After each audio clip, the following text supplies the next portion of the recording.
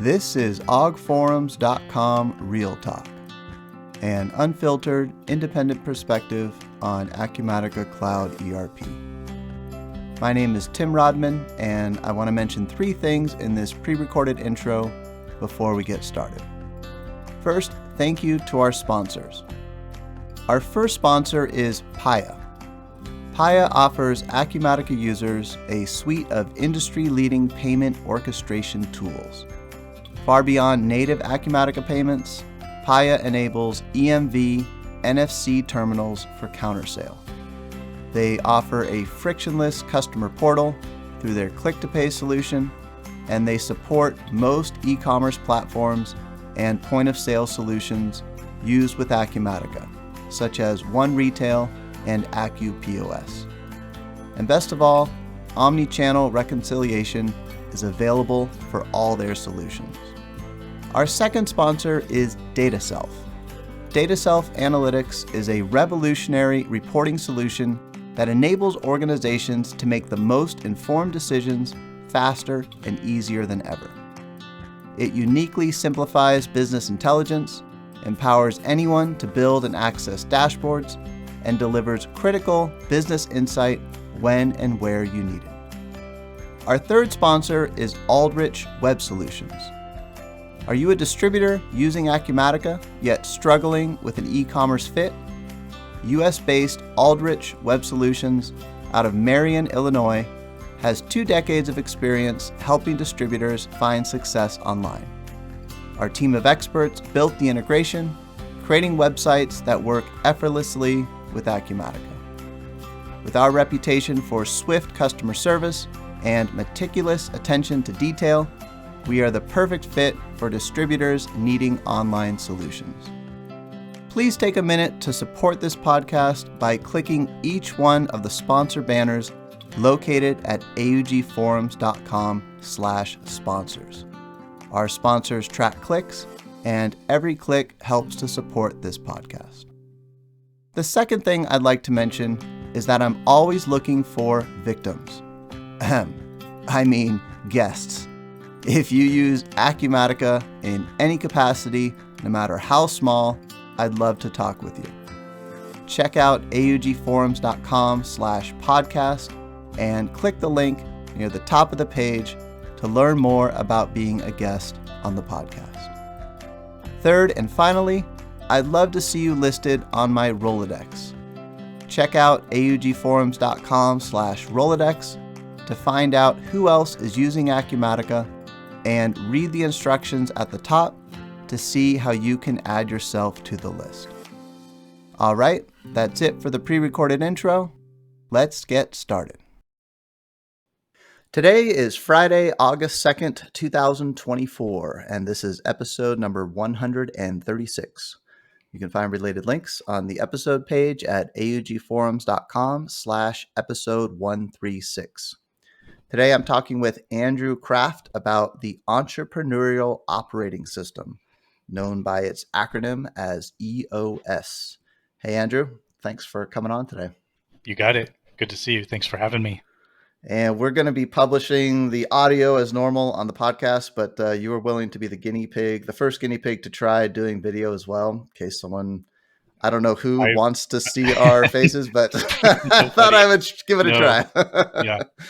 I would have combed my hair if I knew. If I had some heads up. I specifically told you we're not doing video, but then I thought, I was talking to someone yesterday and they're like, I really like video. So I thought I'd try it. And thanks for being a guinea pig. Appreciate it. You got it. Well, hey, I always like to start off. I know we're talking about the entrepreneurial operating system today, but I always like to start off with a brief origin story of all of our guests. So maybe you can tell us where you grew up, where you went to school, and how you got involved with mid-market ERP systems. Well, that's my villain origin story. Okay, let's see. I've lived in or around Dallas, Texas, my whole life. I never got anywhere very far away from that. I went to school at Texas A&M for computer science, information systems. After I graduated there, the the job offer I had, this will date me, was for Y2K COBOL programming in 1998. So I wasn't sure what the long-term prospects of that were. So I went and worked for Merrill Lynch for a few years, which was the worst job. I hated that. And then I started my entrepreneurial journey. I bought a 40 million revenue video game distribution company by doing I did a leverage buyout by factoring 6 million bucks of receivables. It was a crazy financial deal that probably wouldn't happen today, and just jumped right into the entrepreneurial fire. I was 24, literally no idea what I was doing, no idea at all. But I was just, something inside me was like, I can do that.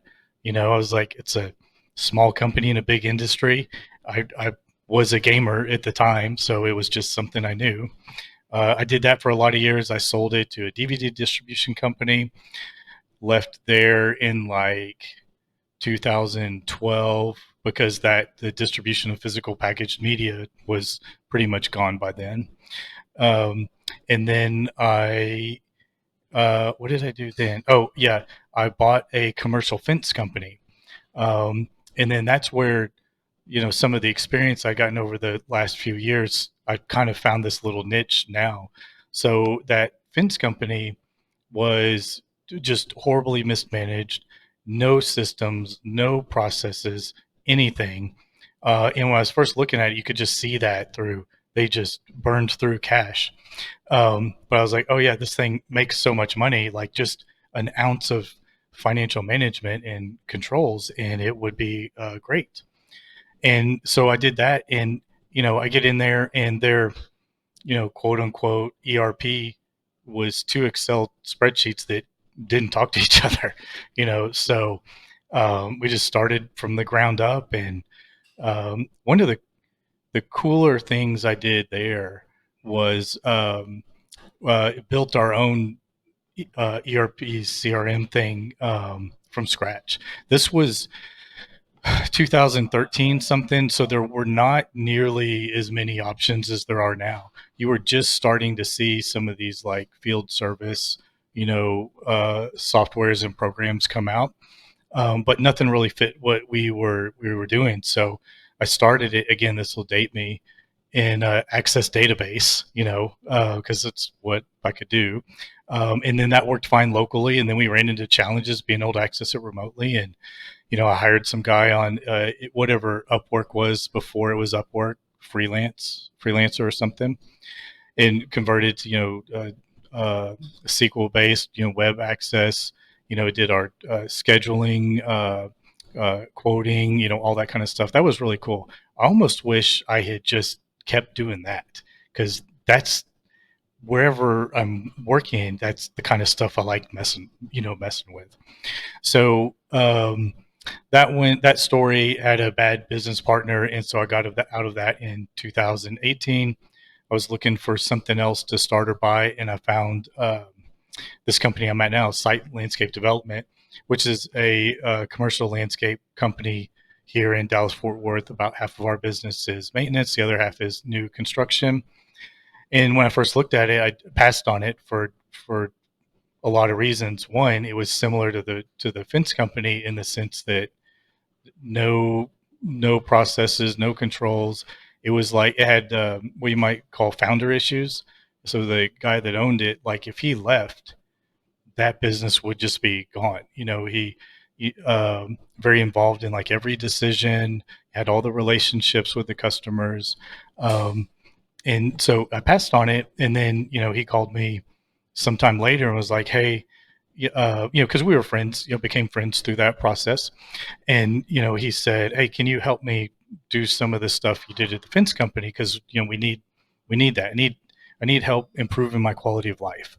And the company at the time was maybe 20 million revenue, and I'd seen that before. Like, is these at least these uh, blue collar service type companies get to that size, it's too big to be reactive. Like, too many customers, too many things going on. You just have to have systems, processes, something. So I just long story short, I said, yeah, that sounds like something I'm interested in. And so we started then on this technology journey because, a quick assessment was they were using QuickBooks, Excel, piecing together a few other programs, but same thing, not a lot of technology. And me just being a nerd, I'm like, let's just go get some technology to fix all these, problems. And so we, I think I went to this landscape technology show and we did some research and stuff and ended up moving from QuickBooks to Acumatica. And then we implemented some landscape specific software called Aspire, and then moved to a third party payroll company. That was our first big, and we did all three of those at the same time, which was 6 months or a year of my life that I would not want back. But I knew we would get, I'd rather get those just behind us, than drag it out over, a year or two of implementations. So yeah, we dove in and did all that. And um, it's just everything has worked, so we're over 40 million revenue now. We've that technology journey has then now evolved into a more of a process improvement journey. And so, you know, basically we, have this mindset that I could speak to in a little bit about we're just, how do we be better? We want to grow. How do we have a plan for that? What do we do? Um, and so, a lot of things are technology. There's software for just about anything. EOS then came in for the non-software stuff. So, EOS helped us with, how do we do meetings? How do we articulate, other than saying, hey, we just want to grow? We now have a 5-year goal that's to be 100 million revenue company with certain margin and things like that. And so we have a plan to get there. And, that was a non-technology answer that, you know, helps us with our vision and our process and all that kind of stuff. Um, And and that's just, before you yeah. dive into EOS, I want Hmm. to read. So I just started reading the first book, and so Yeah, I've got that's right. some highlights I want to read, just kind of set the Yeah. stage for Yeah. a person who's new to EOS, and then you can dive me into the details because you're way farther ahead than I am. So give me a second here. I'm gonna pull up here. So I'll put a link to this on the episode page, ogforums.com/episode 132. Sorry, 136. 136. Um, and uh, the website's EOS Worldwide. There's a bunch of stuff on there. So I'm also going to put a link to the first book Hmm. specifically, so you can just jump right to that because I'm reading the first book. So it's something that was created by a guy named Gino Wickman. Right. He's out of Detroit, Michigan. And so I'm just going to read. These are just my highlights from the book. It's going to take a little bit, but I think it'll set the stage. So, all right, this is all from the intro, from Gino's experience himself. He says, this operating system didn't hit me like a lightning bolt. I've been refining it in the real world for over 20 years. In the last 11 years alone, I've completed more than 1,300 full day sessions with the leadership teams of over 120 entrepreneurial organizations. My typical client is an entrepreneurial small to mid-size organization, 2 million to 50 million in revenue with 100 to 250 employees, growth oriented, willing to change, and willing to be vulnerable. And that revenue target, I feel like, is just right in the Acumatica window, right? Exact. So Right. perfect. Right. And then he says, on average, my clients' businesses grow revenue by 18% per year. And I also have, I'm going to hit like the 6 points in a second here. But Hmm. one of the things that caught my attention was he's Midwest based. He's in Michigan. I'm in Ohio. And he's got a bunch of like quotes from people who have used EOS. And one of them is a company called Zoop. It's a fast food Hmm. company that I've seen here in Ohio. So I'm like, oh, I Right. actually recognize that in the real world. So I'll read a quote from the founder and CEO of Zoop. These tools have been an invaluable resource for Zoop. Our company has flourished, growing from 5 locations to just under 50 open and awarded. In addition to traction and accountability, these concepts have helped to create a strong, healthy, and skilled leadership team with clarity around the company's vision and each member's contribution to that vision. It has helped us clarify roles for the team, and also for franchisees. All right, so that's kind of like intro to EOS. And now I'll Right. go ahead and give, again, this will take a little bit, but I'm going to read a little bit about each one of the 6 Yep. points. So, starting off, in the words of an EOS client, I used to worry about 100 different things. Once I learned there were 6 components to my business, I focused only on those. The 100 different things I've been worrying about went away. EOS made running the business simpler. And you'll see on the website, there's these 6 core things, and you were starting to get into one of them. And so I'll love to hear your experience on the details, but I'm going to give like the overview of the story. Yeah. So first one is vision. Mm-hmm. Successful business owners not only have compelling visions for their organizations, but also know how to communicate those visions to the people around them. Number 2, people. Successful leaders surround themselves with great people. You can't build a great company without help. EOS cuts through buzzwords such as a player's platinum, a players A players. Yeah. platinum, Yep. 100 percenters, and superstars to Yep. provide a practical understanding of the 2 essential ingredients of any great team: the right people and the right seats. Number 3 is data, and there's 2 of these that Acumatica I just know. totally Yep. hits. Data is the Yep. first one. Mm-hmm. Data. The best leaders rely on a handful of metrics to help manage their businesses. The data component frees you from the quagmire of managing personalities, egos, subjective issues, emotions, and intangibles by teaching you which metrics to focus on. I don't even know what I'm up to now. Are you keeping track? Let's see. 1, 2, 3, 4. The fourth one. Four. Yep. Issues. Issues are the obstacles that must be faced to execute your vision. Number 5, this is the second one that Acumatica overlaps Right. with a lot, Yep. is process. Your processes are your way of doing business. Successful organizations see their way, capital W, way, Mm-hmm. clearly and constantly refine it. And this, I think you were starting to get into this. Due to lack of knowledge, this secret ingredient in business is the most neglected of the 6 key components. Most entrepreneurs don't understand how powerful process can be, but when you apply it correctly, it works like magic. And then lastly, number 6, traction, which is actually the title of the first book. In the end, the most successful business leaders are the ones with traction. They execute well, and they know how to bring focus, accountability, and discipline to their organization. So there's my overview. I'll put a link to that. I'm 22% of the way, according to my Kindle app, through the first book. Oh, Real I don't early know. on. I don't know if I But should give you all the spoilers or not. This is gonna be like oh, you should. the You cliff should. note. Yeah. I like just hearing it from all the different angles. And so, Yeah. before you get into whatever from your angle, I was curious just to ask you. It sounded like you started with technology first, Right. Acumatica, and then Right. got into EOS. Is that right?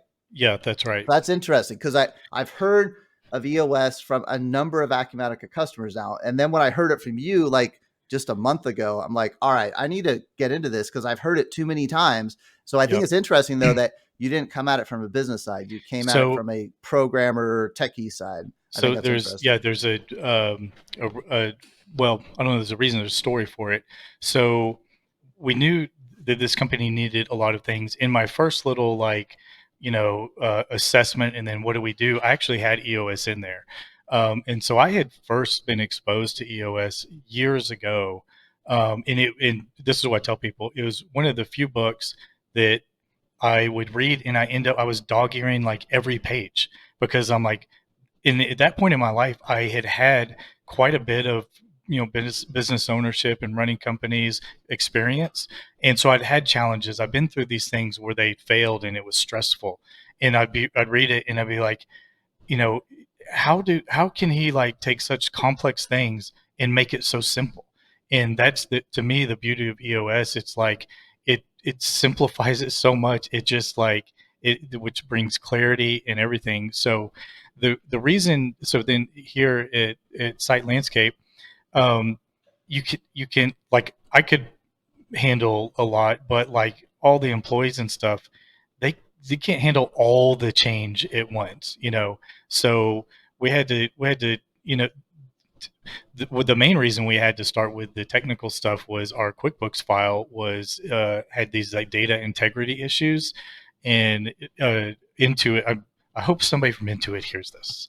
Um, Intuit's best answer was start a new file, and And this is not the first I was time I'm like, hearing this. It gets big I enough was and like, it just starts they're doing weird just, things. Yeah. yeah. And I mean, we went through like trimming it down and all this stuff. And then I will never forget there were two or three times like a Thursday or something, the file just stopped working. Like you couldn't, we had the desktop version, you couldn't log in it. And we had payroll like in 2 days. So the clock was ticking to figure out what to do.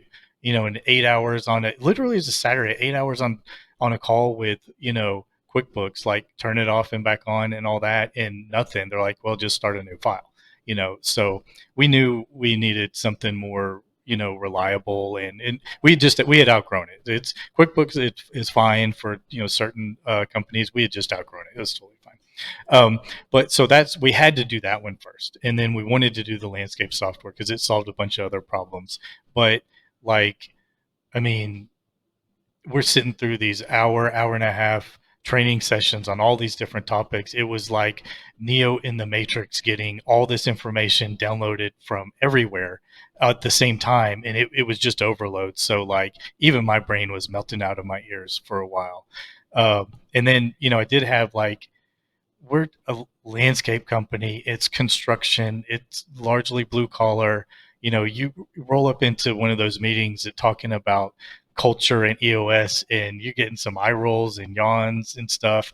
And so it took a while to get the buy-in, and finally it was a year or so ago, I just did it. So that's how Interesting. we got into EOS. Interesting. And so the tech came first, and that's the angle Yeah. I'm coming at it at. Yep. And I also like your point there that you're just getting eye rolls at first, because for me, any of this like businessy stuff is just flashy. Like, some of the things I misread about A people or Yeah. whatever. And it's just like, all right, whatever, let's get real here. And so, yeah, Hmm. I'm curious to hear your experience in the weeds, wherever you want to start. I mean, I So wanted to give some structure, the overview, just whatever experience wise yeah, you've I'll, seen, I'll with tell you EOS. how it kind of worked for us. So one, because of that, and right or wrong, I'd heard some people do this. So there's two ways you can go about EOS. You can self-implement it. You read the book. There's all the free tools, which are just some PDF charts and stuff out there, and you can just do it yourself. You can say we're going to have these meetings. We're going to fill out our vision tracker organizer. You can do all that stuff. You can do it yourself. Totally fine. Tons of people do that. Most people use an implementer. So there's this whole ecosystem of, you think of them like business consultants, but they do it through this EOS model. And so they come in and they train your entire company on this, these six things, in most importantly, the why, which when I go through our experience, I'll, tell you why, or you'll see. Um, and that's good because, a lot of people are probably dealing like what I had. You have people that um, don't share the vision. They don't care about the same things. Like I might care about growing the company. Somebody else might just care about coming in and punching the clock and, doing the bare minimum. Right. And that's fine. There's a place in the world for them, but it's not here. So, I'll, the example I had, well, no, I can't say that one. That one's not work. I'll just start with, yeah, maybe later. Yeah, we started, let's see, with like our vision, and it's kind of defining who are we, what do we want to be, and a little more than just the goals, right? So we do have like revenue goals, right? Like we want to grow. But under that then that means more branches and more trucks and all this stuff. So we have all that. But almost more importantly, it helped us define who we are, and then that became very important. You probably heard like hire and fire on your core values. It's pretty much like that. Once we had a better idea of who we are, which is like, hey, we're motivated, we're engaged. We are constantly thinking about how to do things better. So then when we're interviewing people, we try to pick out like, is this person going to be a fit? Or are they not going to be a fit? Do they have a different path or something? So the vision is important so that everybody in the company knows where you're going. Eh, It happened. Yeah, go ahead. Can I ask on that? So would you Hmm. say, when you were talking about the consultant side of things, Yeah. Was that particularly helpful with the vision? Because my understanding of the vision part is it's already there in your organization. You just need to kind of bubble up those few key things that Right. align across So multiple people. so there are a couple pieces to it. So where it really hit me in the head was I'm thinking about this stuff all the time. So if I'm out somewhere and the meet somebody in an elevator, what do you do? What's your company do? I could spout off in a minute who we are, what we're about, like that. But further down in the organization, those people aren't having those conversations or getting exposed to that. And I had one account manager come in one time saying something that was just completely the opposite, and I was like, wow, we have to do this. We have to be better at, everybody here has to know where we're going. And then some of the philosophies that you hear, like the right people in the right seats, the boat rowing in the same direction, the direction is the vision, right? If some people think you're going this way and some are that way, then you're not going to go anywhere. So the vision is super important, and the implementer people are very good at helping you flesh that out and articulate it and making sure it's the right, however way it should be. And So they're not that's creating something. They're not bringing that to you. no, You already have it, but you really yes, need that exactly, third party to right, extract it out of the different yep, people in your company, right? Yeah. correct, Okay. yep, Makes sense. exactly. Sounds very So similar, by the way, to like an Acumatica consultant. I mean, you can self-implement Acumatica, but just it's almost like that breath of fresh air. It's not even necessarily the yeah, knowledge they bring. It's just the yep, fact that they're an yeah. outsider and they're not in the Mhm. political part of the organization, right? Yeah. An interesting thing that I've heard from more than one company that's done EOS, they'll self-implement it the first year, and then they'll hire an implementer after that, because you will get out of it what you put in it, right? And these like meetings and things they are mandatory. You have to go to it, and when you then have that implementer, it's almost extra accountability to do all those things.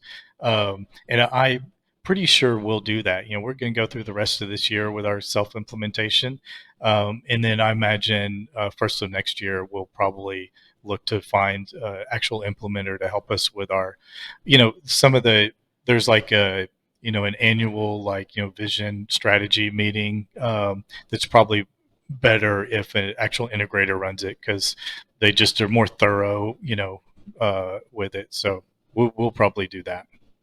Yeah, I've seen there's also on the website, I think the next one's at a Gaylord somewhere, which are big Yeah. event centers. There's some like Yep. sort of like an Acumatica Summit type of thing. Have you ever hmm gone to one of those? The only Acumatica summit I've been to was this last year in Vegas. Sorry, I meant Wait, was the it Vegas? EOS one. I can't remember what it's called now, No, I have not been to an EOS summit. but it's a big summit type. Yeah. I can't remember what it's called, but something like an Acumatica Summit, but for EOS. Yeah. Okay. If we were, so I was talking to my controller about that. If we were going to continue to self-implement, I would probably send her to do that. That way, she would basically learn to be an integrator and be like an in-house integrator. So, we would either do that or just hire an integrator, And your role, I think, implementer. is CFO, right? That's your official Yeah, title. well, that was what was open. I actually think I'm going to retitle it this year to CNO, the Chief Nerd Officer, because he's just always You're the the, digital transformation person, the person yeah. who Oh, ties that's the business fancy. and tech Yes. together, right? Something Yeah. like that. Okay. Yeah. But the actual accounting stuff I do now is less and less. It's minimal, So um, more what I'm doing now is like, we have these goals and how we're going to get there, and uh, some it's finding how we're going to do it, right? And is it a software solution, a EOS, or whatever? So there's probably a better name for that, but I like the CNO for now. So there's actually another Acumatica customer. Won't say who they are, but I'm also going to have them on to talk about EOS, and that's become a key. EOS has become a key part of the person's job that I'll have on there. hmm Yeah. From what you've experienced so far, just randomly, we don't have to go sequential or anything, but just hmm pull out some things that EOS has helped you with. So give me some light bulb aha moments, either from your side or just from other people in the business that you've seen. Yeah. So the number one, without question, is the right people in the right seats. It's just no brainer. Like when the intangible cost of a bad employee or an employee that's not a fit is immeasurable. Like we would have bad employees and they weren't a fit, and we would spend months talking about it. What are we going to do? Can we turn them around? Do they want to turn around? Do we have the proper documentation to part ways with them? We would waste so much time. As a joke, one time I was trying to back into all the VPs and executives, hours that they spent and salary and time and all that, for one employee, and it was just a mind-numbingly terrible number. It's just the worst. So like when you get the right people that are trying to do this right same things as you are, it's like a force multiplier. It's just a good feeling.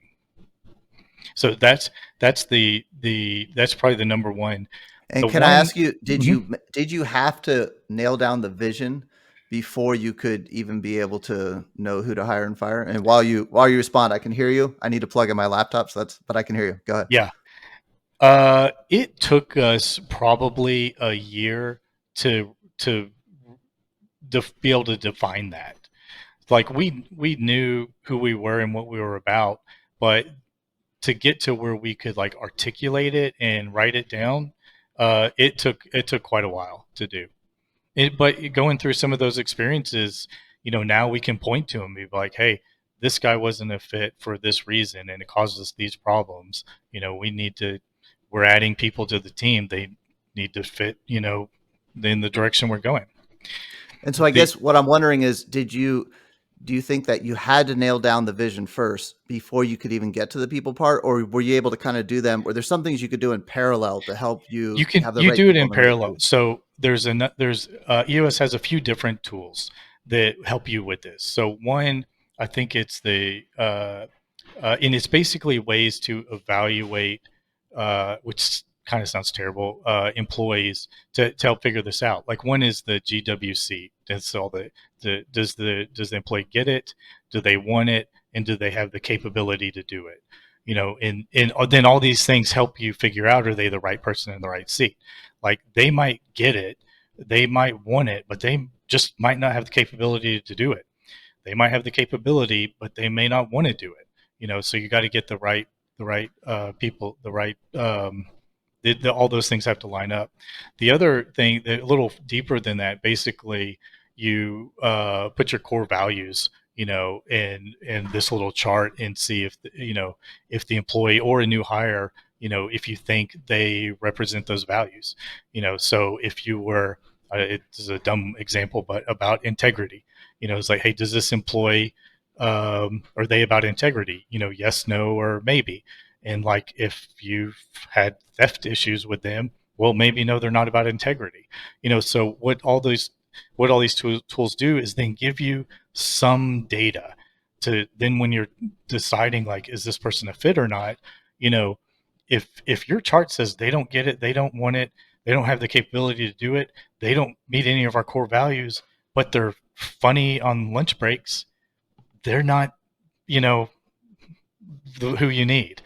Um, so that it's not, there's not just a light switch, depending on how far evolved the company is with this kind of stuff. We were just from ground zero. So it took us a while to kind of figure these things out. So yeah, so it sounds like, you've got, if you look at the picture on the website, and I'll put a link also to the picture. The Yeah. six things are like in a pie chart looking thing, Yep. and it sounds to me like it's almost like eating a hamburger. You can just sort of bite it from multiple sides. You don't have to. It's not a straight line that you have to go get vision and now you're Yeah. ready for people. You can just sort of do whatever looks They, interesting and just attack from all angles. Does Yeah, that sound right? there's some thought behind the order to go through them.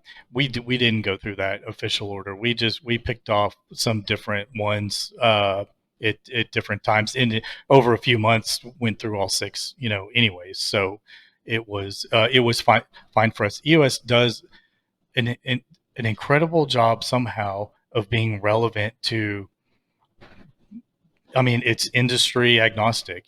A business. It doesn't matter if it's a landscape company or a doctor's office or architect firm or whatever. These things are applicable to you know running a company. Yeah, that also struck me as I've been getting into it.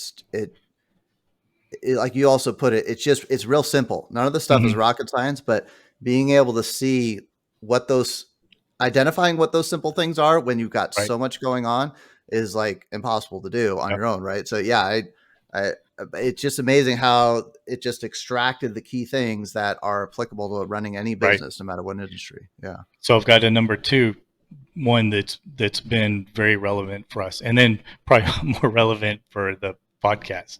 So EOS has a concept of delegate and elevate, and basically that means, okay, if I'm the CFO, just for example, I am. If there's a task that somebody that works for me can do, they should do that, like a data entry task, right? And then that would leave the executive or the CFO's time to do that higher value stuff that only they can do. So, and EOS has this basically the concept I, is, I'm jotting down a note, by yeah, the way. I'm not yeah, texting someone. Yeah, I like this. sure, Delegate and yeah, elevate. exactly. Go ahead. Are you texting me to like, hey, stop saying that? Nope, nope. This is great. I'm writing it down so I don't Yeah. forget it. So the EOS concept is delegate and elevate. So you push it, you push the task as far down the org chart. I mean, sometimes it sounds a little cringy, but that's the concept. You push it as far down the org chart, leaving the not more talented, more skilled, or whatever people to do those higher value tasks. Think like, I don't know, if like our VP of construction, he's the only one that can do some very complex estimating. So he shouldn't be spending his time doing a task that one of the project managers that work for him can do. They should do that, and then that frees him up to do those higher value tasks. I've taken that a step further. And one of the things I've worked on most this year with Acumatica and other programs is pushing that out of the org chart into computers, automation. So anything that we can automate, no matter how small, we're trying to do that. And so we've been all into I know more about APIs now than I ever, like, it took me forever to learn what a freaking bearer token was. And it's just whatever. That's another podcast. But yeah, so any task that we can automate or the computer do or somehow is even better. So that's delegating it way down, so then, you get, I mean, I love all my employees except like maybe two. But people, like, they're gonna miss something. They're gonna make mistakes. They're just human, right? And then I'll be like, well, in accounting, you can't make mistakes, right? Like, example, we'll have maybe 500, invoices a week or every couple of weeks. If they miss one, you say, oh, well, they're still 99.5%. But if that one invoice was $50,000, that's still a big mistake, right? So the percentage thing doesn't work.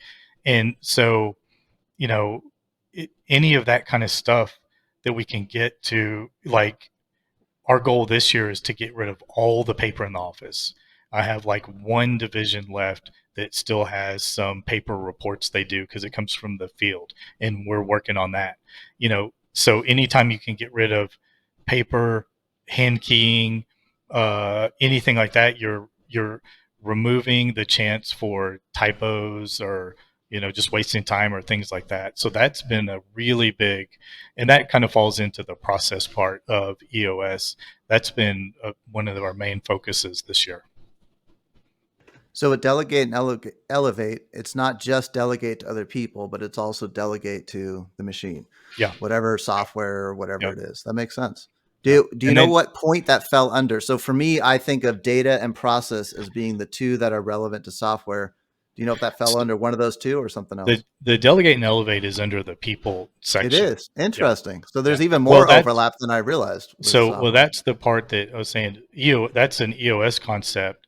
Where I've taken it further is we delegate it down to the computers, and So then that wasn't even something better. that EOS No, pointed out. You kind of added that in. I no, like that. that's, Okay. we're sitting in the rooms, and I mean, also again, I'm just a nerd, so I'm like, hey, let's, 2 in the morning, go watch some YouTube videos of how to do APIs, and next thing you know, you're like, well, yeah, if we can get these two systems to talk to each other, then that's, 4 hours of hand keying manual entry that somebody doesn't have to do.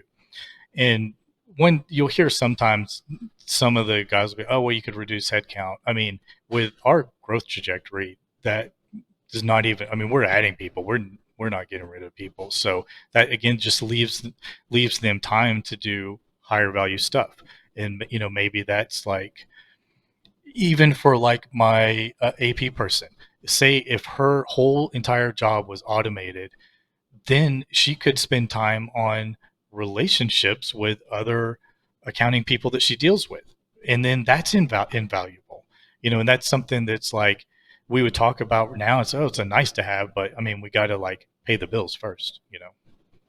No, it's interesting you bring that up because I'm not ready to say anything more about this yet in a few weeks. But I just yesterday was my first day at an Acumatica ISV product that I won't name yet. But one of my kind of core like reasons for being interested in it is it's around automation, and the way I describe it is it helps to elevate your finance team. And I didn't even know about this delegate and elevate thing. So I Well, really like the word elevate because I look at it the same way. It's not delegate and eliminate, it's no, no, delegate and no, no, no, elevate. You're elevate. not, Yeah, I don't think you need to get rid of people, right? right. You're with your growth Yeah. trajectory, you keep those Hmm. core people, make sure they're aligning with your core values. You're not looking to get rid of people. You're looking to push those like meaningless things down. And so that when you elevate your finance team, now you look at the finance team not as that boring department where all good ideas go to die. I heard one person call the Yeah, accounting department that. yeah, Now yeah. you have more respect for that department now when Hmm. you can eliminate a lot of that drudgery, Oh right? So yeah, I really yeah. like that. Well, we might need to talk after, because if you're talking about AP automation, that's one of our other big focuses this year, because it's one that um, should be very, very, very automatable. And we're halfway through an integration with one, and it run into some hurdles, but we're just getting through them. But I just love that concept of delegate and Yeah. elevate instead of Yep. delegate and eliminate. Oh yeah. And is that the EOS thought with elevate? Is that you're kind of elevating the individual, the business? Tell me more about the elevate side of that. I get the Yeah. delegate side The of it. elevate side would be like, I mean, it's been a while since I actually read it, but say you're a $5-10 million company, and the owner is the highly skilled person, right? You know, he or she should delegate some activities to somebody else, and then it leaves them, time to do more of the higher value things that maybe they have the expertise to do.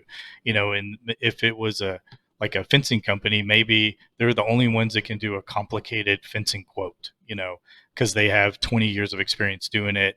But instead of typing up all the estimates or everything, somebody in the office does that, and so that elevates that business owner or executive or whoever to do more of what they're good at, what they're skilled at, that other people are not.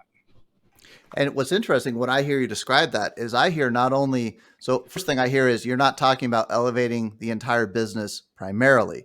You're talking about elevating an individual, which therefore Right, does elevate the business. right. But I think what I actually hear there is you're not only elevating the executive, you're now elevating the person who got the task delegated to them because now they're doing a task that the executive used to do, right? I Yeah, feel like you're not just pushing down garbage to someone, you're pushing down tasks that elevate them as well. It helps them grow and in yeah. the organization. So it's not just one sided. I feel like you're really helping to elevate everyone in the organization. Yeah, every company is different. I'm sure there's situations where it, would open up the opportunity to reduce headcount.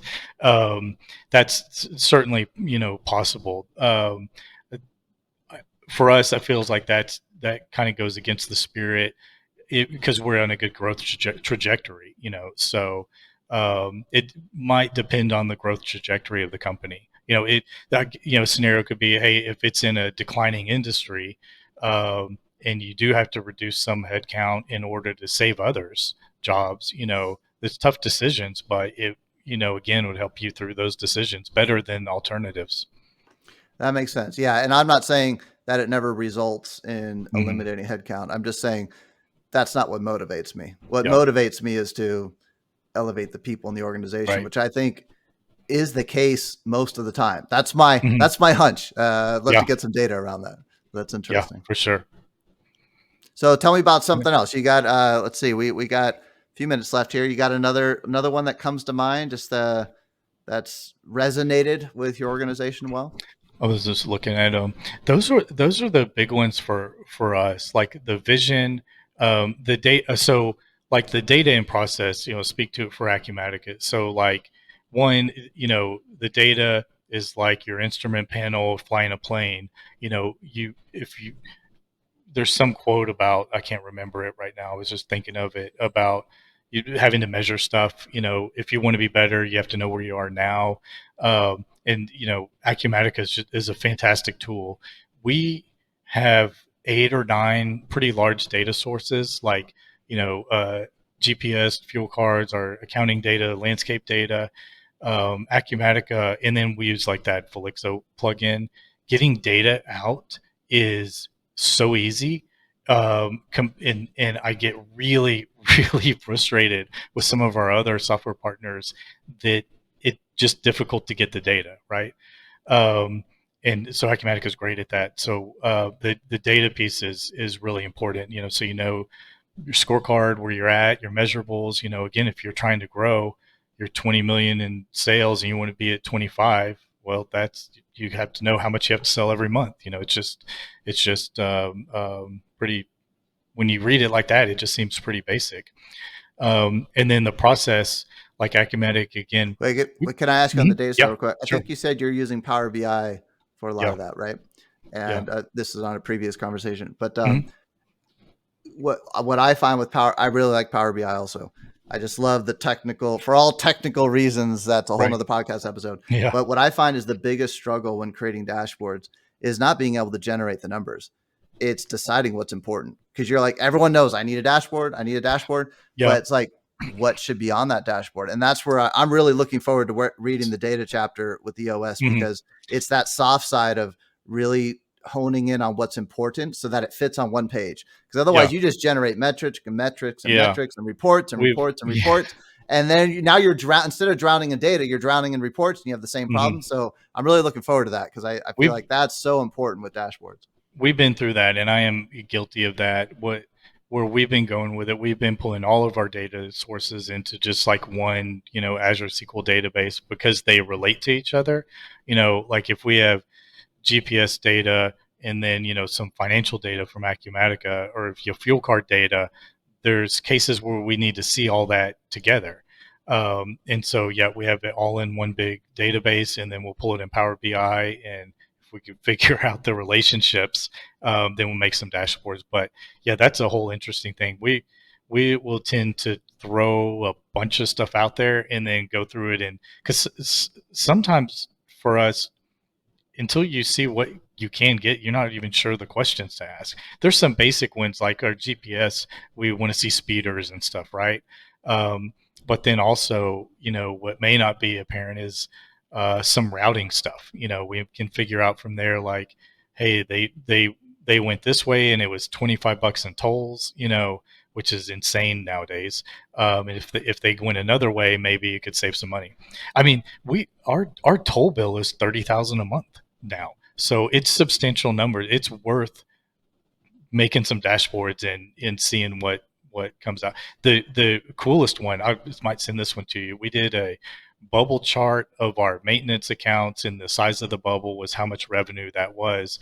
And as soon as I put it up, 3 of us at the same time, the light bulb clicked of where we need another branch, because you immediately could see, well, there's 4 guys in a truck driving an hour from our office to wherever they're going to mow grass, and they're just sitting in the truck, and then they're on tolls and then gas and all that stuff. and it just like it was just apparent, like beautiful, just the perfect reason for a dashboard. Visually seeing that was like, oh yeah, we need a branch there. That just putting it there will save us money When you say bubbles, you mean bubbles on a map? on a map. Yeah, Yeah, yeah. yeah, No, that's yeah, that's yeah. huge. Circles. That's Yeah. huge. I could talk data all day long, so I'll pause. I know. How are you? We're coming up against top of the hour. How are you on I'm good. time? I'm fine. You're Yeah, all right. yeah. You were going to hit process also, so before I cut you Well, off. yeah, I was say, yeah, Acumatica is just a tool that helps, with that, and it's our like central. Other than that SQL database, it's a central repository, for a lot of that stuff. Acumatica has some good features for being able to import and export data to, which helps with those processes. So things like, if we customize the AP report so that then maybe in Excel does some conditional formatting to come out with here's the one we did. So we added like how customers were paid, like credit card or check or whatever, on our AP report, and then we could group them by that. So it just a little thing, but it speeds up the AP process. So now instead Because of like someone line by before might have line, been like, I need to pay these on a check run every they time, right? printed it out. They Yeah. had a Yep. ruler. The They had highlighter. an actual pencil, and yeah, and we're crossing them out one by one.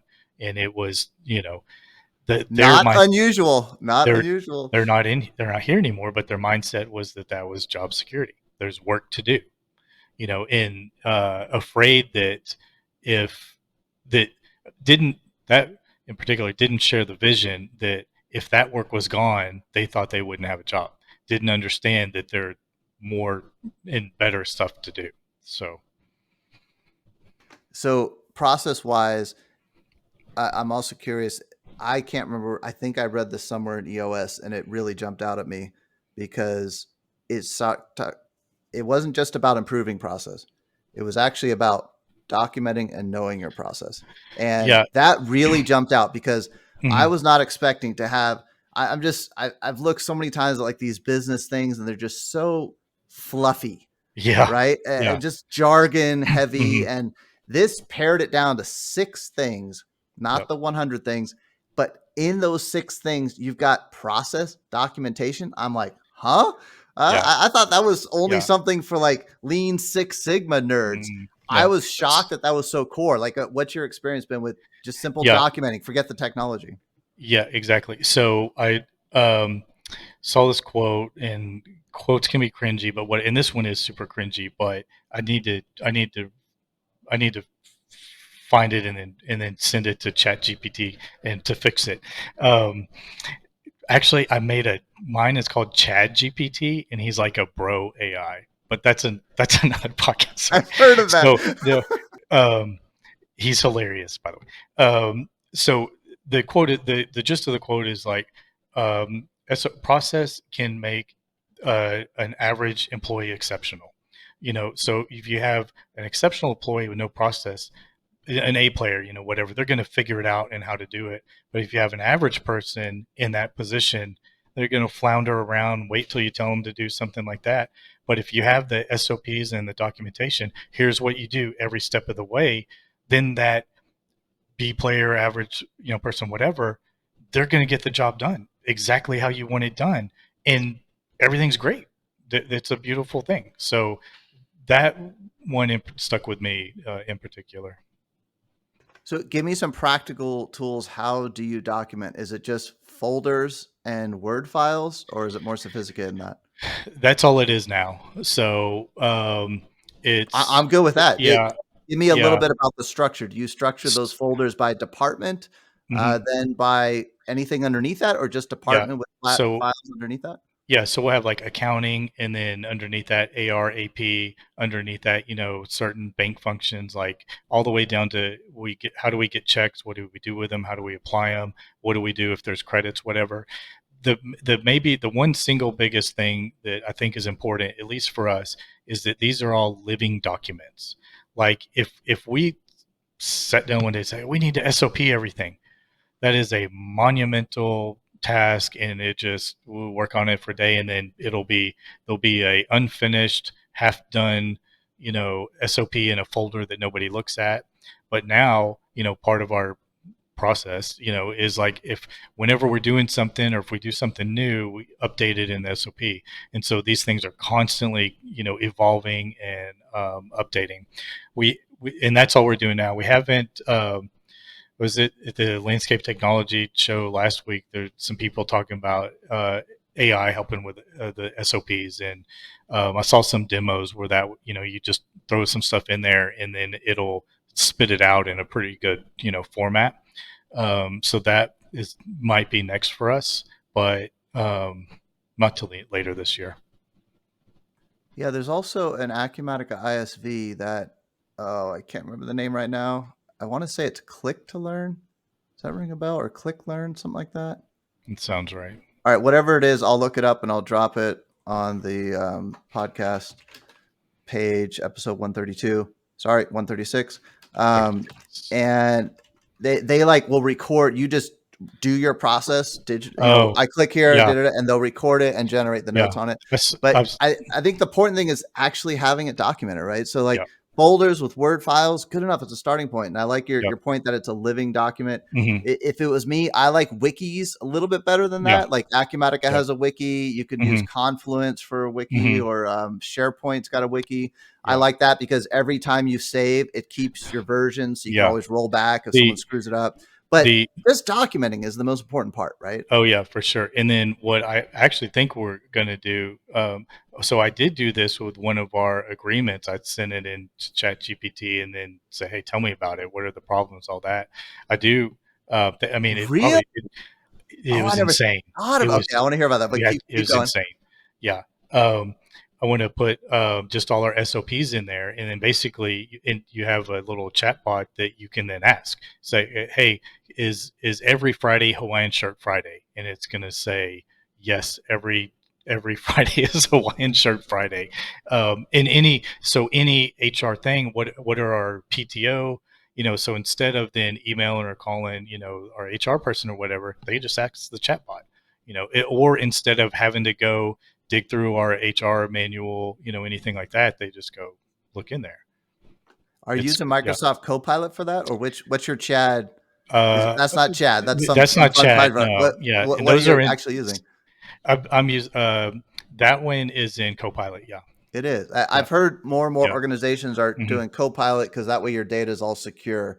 You're not just yeah. like Our licking the yeah, handrail at the airport with ChatGPT. yeah, yeah, yeah. I'm pretty aware of that, but I'm probably a little more open. I mean, most of the stuff I'm sending is not, no, there's nothing nobody's going to do with it. It's landscape data.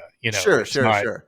But and like your SOPs, yeah, your salary information and stuff like that, your yeah. I Copilot's wouldn't able to put, read all of that and keep it private, right? yeah, I wouldn't probably put like actual payroll data in there yet. Okay. Um, unless there was some specific analysis it could do that I wanted to do. I think my point was like, outside of, hey, how much does everybody make here, which is the most sensitive data we have. We don't have even credit card information, anything like that. Um, our handbook it's just a handbook. It's not great. It's just okay. There's nothing spectacular about it. Our SOPs, is that our secret sauce that what makes us good? Part of it, but it's only one ingredient of the recipe. If that got leaked, if on WikiLeaks or whatever, nobody's gonna care. Like, ooh, there's site landscapes, SOPs. It's no big deal.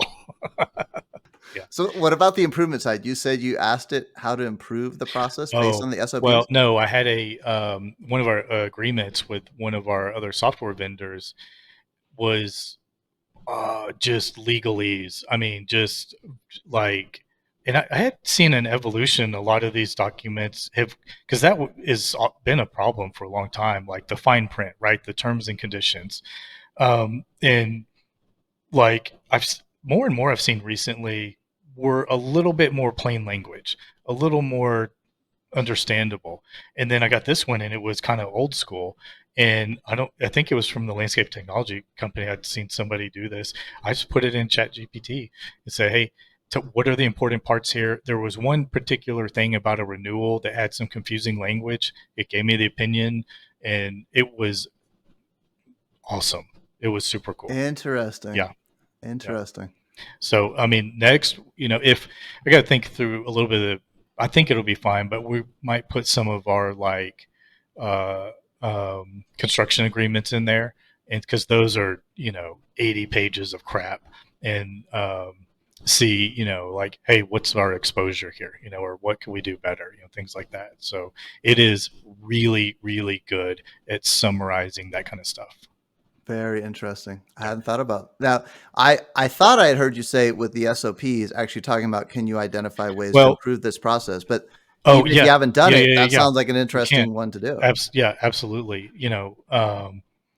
We haven't done that yet, but for sure we will. I mean, when I think what I think it would do SOP wise for us is probably better like organization and structuring. Making it kind of like a wiki. Um, is it? I could sure ask it. Hey, Like here's sort our of current. generating the table Yeah, of contents and like yeah, important sections, stuff like that. Okay. yeah. And then, I'm sure I could ask it. I'll probably do it today now that I'm curious about it and say, here's our current SOP. How could we do it better? I don't know. It'd be interesting to see what it says. Yeah, interesting. And Yeah. AI is not a replacement for people. It's a supplement, right? So Oh, yeah. Yeah. you can know right away whether it's Yep. good or not. It's Yeah. interesting. Wow. Well, very cool. I mean, I forgot you were so techie. It's You so did forgot such a nerd. It's well, a and I CNO, Chief Nerd Officer. I What think did the you expect? reason is because you think of the business side so much, right? And so Yeah. that's always encouraging to me because I'm a total nerd also, and it's like sometimes you feel like Nerds an unite. outsider when it comes to business conversations, but Yeah. more and more with technology being so important to the business, it's not. And I'm always encouraged to hear someone get into the business side from the technology side because I would I just think it's so important, right? I would leave it with this. One of the challenges I've had as a manager most of my career is I was very suggestive, and it came from an early boss was terrible micromanager, and I never wanted to be like that. And I was thinking like, the thought of like, hey, make it their idea.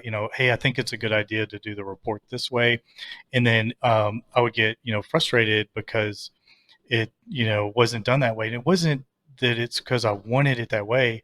It's because maybe I had 30 years of experience of doing it that way. I totally forgot. What did you ask? What did we? I lost my. So going What? from the technology side to the business side, Oh, um, Um, and so where it I sounds just like you're totally going lost it. with it, I'm going to guess Yeah, is that don't make you me were get back trying on to, track. is it that you're trying to program a person to do what you want No, them to do or no, no? I just totally lost that one. Sorry. That's all right. We'll we'll pick say it up next we'll time. save that for the sequel. Well, still, A this has been cliffhanger. great. I Yeah, think I have two people lined up actually to be on the podcast to talk about EOS. You were the cool. first one. Thank you. And it's interesting. It's very interesting. I think something worth looking at it. I'm looking at it more myself, and sounds like you're ahead of me, but maybe not a lot ahead. You're Hmm. self implementing. I'm curious on the book side. You've been through the traction book. It sounds like Yeah, and then I read any other ones. the rocket fuel one, but I Okay. haven't read the others. Yeah. Okay. Yeah. So you didn't go through the whole set, and yet you're Mm-mm. still doing it in your Oh organization. yeah, I like your point yeah. that you're my words, but you're kind of picking and choosing what you implement, and that's still you maybe would have done it in a different order. I know You what I look was going to back, say. I but remember. it was still worthwhile. It's fleeting. Let me get it out before I forget it again. I um I think it was really EOS that helped give me the confidence. Like I kind of knew some of these things to do, but then reading EOS, it's like, well, I mean, I always knew that, yeah, we need data to make decisions, or we have to have, I've heard from either working out or whatever, you have to have goals, weight loss goals or whatever. And so I've kind of known that. But then the EOS, I mean, it's helped me be a better manager. It just made me more confident because, like, this is what we're doing. This is our vision. We just got a plan. That's what I was going to say. Not a terribly exciting point, but it sounded better in my head. So, So no, so instead of hey, what do you think? It's like this needs to be done, and I'm delegating it. In a sense, I know in for a this sense, case. In other yeah, cases, hey, I want input, but yeah. on this one, I I know mean, this needs to be done, and it yeah. someone needs I to would think take I was care of just it. saying it helped me personally as a manager as much or more as the company. Um, just with like, I kind of intuitively knew some of these things, but even now in my head, I can structure them and why. With the people, like I would never just tell somebody to do something, always explaining the why, but it helped me be a little more direct. Like, we want to do this report this way because the bank wants Mm, to see it or okay. something, Okay. things like that. You're connecting it to something Yeah. more central in the organization Yep. rather than just have it be this thing in orbit Yeah. that doesn't seem like Yeah. anyone cares about. Yeah. Interesting. So I like that word confidence. It made you more Hmm. confident as a Yeah. manager. But And in a, same thing for me. When I was looking at it, I'm like, data is one of the 6 points. Oh, mhm. I You know know it's what? important, but it's that Yeah. important? Really? Awesome. You I think specifically so I hated if I tell somebody, "Hey, I want this report this way because that's how I want it," right? Because that's kind Mm, of egotist or something. 'Cause- stylist. It's Yeah, too style. Yeah. yeah. Then it could say, "Hey, because that's matches our data and that's our vision, and our vision is to have this clean data this way or whatever it is." I think it helped me with that because I struggled avoiding I want this report because that's how I want it. That makes sense. And Yeah, that's important, not just it's important to communicate it to someone so they understand why. totally. And it's important for you so you're not just off doing technical geeky stuff that doesn't matter to Nerd, the nerd organization, stuff. right? Here's my I don't know if okay, so I've got two of these on the way. So some autonomous mowers. So we got all kinds of geek nerd stuff going on here. Yeah, so it forces you to tie it to the profitability and the Yeah. mission and all that Yep. instead of just geeking out. I love it. I love Yeah. it. Well, Andrew, thanks again for coming on. Thanks for going over. Really appreciate the conversation. You Also, got it. thanks for Thank being you. the first guinea pig and turning video Hey. on. Yay, look at Yeah. us. Sure. All right. All We'll right. talk to you soon. Okay, catch you next time. See ya. Bye. All right. Well, that's it for now. We'll catch you on the next episode of ogforums.com Real Talk. Thanks for listening and take care.